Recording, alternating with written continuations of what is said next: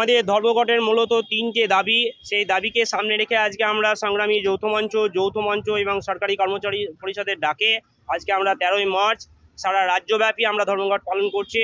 এবং কর্মচারীরা আমরা সমস্ত কিছু সহ্য করতে করতে আজকে আমাদের দেওয়ালে পিঠ থেকে গেছে। আমাদের মূলত তিনটে দাবি আপনারা দেখতে পাচ্ছেন, যে মহামান্য সুপ্রিম কোর্টের রায় মেনে অবিলম্বে সমস্ত প্রকার বকেয়া ডিএ কর্মচারীদেরকে প্রদান করতে হবে। যারা অস্থায়ী কর্মচারী রয়েছে তাদেরকে অবিলম্বে স্থায়ীকরণ করতে হবে এবং 6 লক্ষাধিক যে শূন্য পদ পড়ে রয়েছে সেই 6 লক্ষাধিক শূন্য পদে অবিলম্বে নিয়োগ করতে হবে।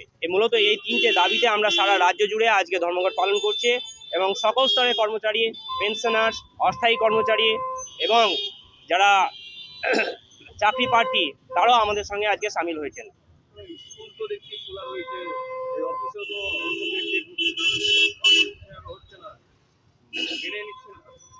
মেনে নিচ্ছে না বলতে বেশিরভাগ ক্ষেত্রে আজকে বন্ধ আছে স্কুলের।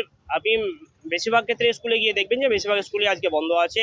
হয়তো মুসলিমে কিছু স্কুল যারা মানে কি বলবো শাসক দলের দালালি করে তারাই শুধুমাত্র স্কুল খুলে রেখেছে। যাদের হয়তো ডিএটা প্রয়োজন নেই তারাই হয়তো ডিএটা মানে স্কুলটাকে বা অফিসটাকে খুলে রেখেছে।